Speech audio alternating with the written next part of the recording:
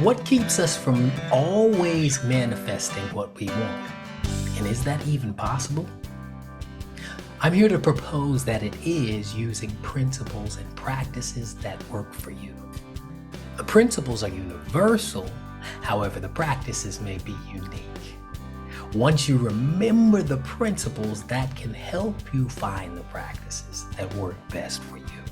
We'll go over these very principles and practices during our Sunday service, and I invite you to join us in Plymouth, Michigan on June 4th at 10 a.m., followed by a workshop where we'll put these practices and principles into play and co-create together so that we might harness that oneness, perfection, and power that makes all things possible.